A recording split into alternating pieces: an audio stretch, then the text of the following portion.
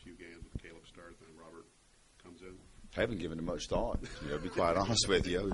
Glad to win and a heck of a day. And we've had recruits in, last night and this morning. And so we came in and met with the recruits and looked at all the film and met with the team and just sat down briefly with the staff. So really haven't given it that much thought. But my first inclination is to continue the course. We have two quarterbacks that are ready to play. They're playing well, and two quarterbacks that we can win with. But we'll make that decision as the week goes on. But Caleb played very well. He had gotten nicked a little bit in the game. He had a collision on his arm and had some swelling on his arm, and we were going to play Robert at that point in time some anyway. And then as the game progressed, Caleb wasn't in there for a while. And then he got down towards the end of the game, and we were concerned about him have been out of the game and not warmed up. So, and Robert was hot and was playing well, so we just stayed the course, and that's why we get two guys ready. Anything more to his injury other than just some swelling? No, very, very minimal. But at the time, he took some hits. They have a very good defensive football team, and even though we completed some passes, I really appreciate the courage that our quarterback showed because both of them took some shots throughout the course of the game right after they delivered the ball on the money, which is an important thing. But no, he's fine. He's fine. So what kind of magic touch do you have over Ohio State here at Ross-Ade Stadium? There's nothing magic about it. We played well. Yesterday played very well. We got off to a fast start offensively and defensively, and that was part of the game plan. We executed a lot better, particularly on the defensive side of the ball. I thought that our defensive line played more physical across the front than we needed to, and I thought that our linebackers were a lot more true and clean to their reads, and were a lot sharper. And I thought our front seven really played a lot better from a defensive standpoint yesterday, and that was a big difference maker in the game yesterday, maybe compared to the last couple of weeks where we hadn't played quite as well. But obviously a game that we had to win, in order to stay on track to having a winning season and getting into postseason play. Yesterday was a game that we really needed to win, and our team showed up excited and played with a lot of emotion and a lot of heart. I thought that we showed some real mental toughness as a football team. There's a lot of teams that, after a couple of tough weeks, that may not rally back and play well enough to win. And I thought that our football team showed a lot of mental toughness and a lot of heart yesterday. Is there ever concern on your part how they would react after those two losses? Not really. I like the guys on our team, and I think that we have players that want to win. 2 weeks ago we were on top of the world. We had started off fast, with Big Ten play, with a convincing win against, Minnesota and Illinois, and played well at Penn State in spite of playing at their place for homecoming and played well. And we were on top of the world a couple of weeks ago, and then rock bottom, after the last couple of weeks, and was proud to see our team bounce back. But I thought they started bouncing back in the locker room after Wisconsin. Some leaders stepped up and said some things that I thought came from the heart that really got the attention of their teammates. And throughout the course of the week, I think a lot of seniors and leaders stepped up. And even Thursday night after our normal Thursday night team meeting, some of the seniors kept the team in there afterwards and did a good job of getting them ready to play, making sure everyone was ready to go.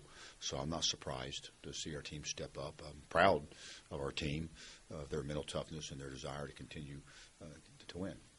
How many snaps did Ryan Russell get? And obviously, he played a little bit more and played a little bit better and moved probably a little bit better than he did the week before. He's in much better shape now than he was this time last week. This time last week, he couldn't walk and he had a boot on, and as the week went on, the swelling went down, and he had very few reps throughout the course of the week. We're not going to practice today. They're going to meet, look at film, look at a little bit of film on Iowa, and they're going to get with Coach Carlisle. They're going to stretch and stride out a little bit, but we're going to get them out of here. We're getting to the point in time of the season where you start wearing down a little bit mentally and physically. So we're not going to practice today. If we were to practice today, I think he could. I think Ryan could practice today. He finished the game in pretty good shape. He got a lot more reps than he had last week, and we're further along at that spot now as a result of it. Understanding the game more, and then that seems to be showing on the field. I think the light's coming on for him. Yeah. It's probably maybe a better way to put it. Yeah. And he's had some reps. He's had some coaching, and He's starting to figure it out. He's a talented guy that has a good motor, and football is really important to him. And he runs pretty well, and he can be a physical player. And when he's sure, he can play fast and he can play physical, and he's more sure now than he's ever been since he's been here at Purdue, and is really reflecting in his play on Saturdays. He's making a lot of plays and making fewer mistakes, and is really developing into a good linebacker. Talk about Logan Lincoln, how far he's come along since he's stepped foot on campus. Logan's a lot of fun to coach, and he's a great teammate. He's always been a physical player and a scrappy guy.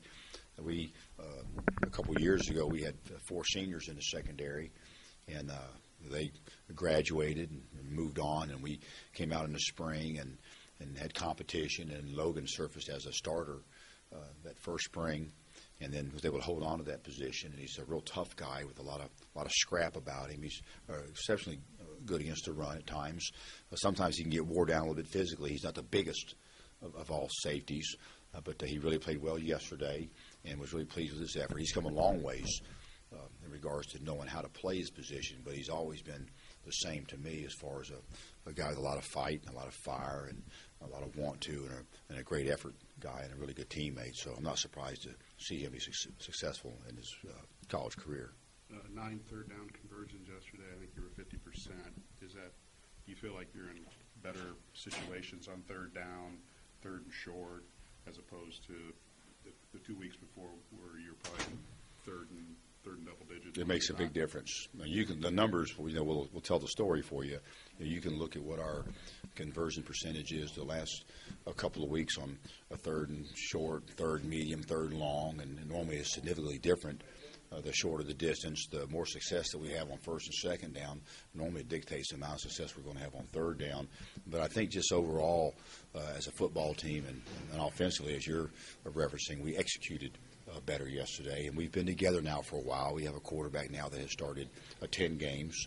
That's the first time that's happened around here since Joey Elliott was here. And I think it's showing up some on Saturdays. And we have a number 2 quarterback that's managing the offense very well most of the time. And so I think the execution part of it, us getting better from an execution standpoint, is a lot of the reason why we're doing better on third down conversions. We have some playmakers, and we have a couple of quarterbacks that are, again, I think they're very courageous, and they'll stay in there and throw and compete. And I think those guys have made a difference as well. On Marv's throw to Bush in the overtime, it looked like he had 2 guys in his face on that. I mean, I'm sure you watched film on that. Can you just kind of take us through that play? And was he a designed rollout, or was he forced out of the pocket? Well, he was forced out somewhat. They have a very good defensive front, and we lined up, and I think that he was protected well enough probably to stay in the pocket. But, sometimes there's some guys on the edge, and that can encourage the quarterback to break, contain, or get outside the pocket some. And sometimes Robert doesn't need a whole lot of encouragement, for him to break the pocket. But, he made a heck of a play. We had an underneath crossing route. Actually, it was open earlier in the play, but Robert scrambled some, and even though he had 2 guys in his face, he made a heck of a throw. He made a great throw on the play, and he's not perfect, obviously, but he sure gives you a great effort, and he really competes and he really wants to win. Any new injuries out of yesterday? Or? I don't think we have any new injuries. I think we're going to be okay. There's 2 or 3 guys that, if we went today, probably wouldn't go, but it's the same old nagging injuries that you normally back off of on Sunday anyway. But for the most part, we came out okay. Did Pegram break his hand then? It looked like he had something on it. He's had a break or something wrong with his hand for the last several days, and that was a concern going into the game because he had to cast it up all week long, and they scaled it down some going into the game, and we weren't sure.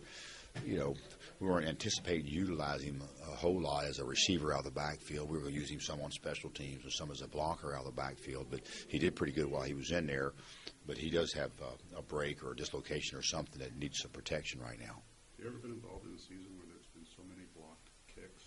I mean, and punts, not really punts, but PATs, field goals, and go back to Blocked punts I've been a part of. One of the years when we first came here, I can't remember, it was 98 or 99, we had punts blocked in several games consecutively. We don't want to bring that up if we can. So I've been a part of that before. But just the field goal, that you go back to the first 2 games of the season, you got field goals blocked, one positive, one negative, and then Kawan's knocked down, a couple kicks this year, and then Bruce gets involved. But just the number of kind of block kicks that have decided games this year. Maybe not so many that were game deciders.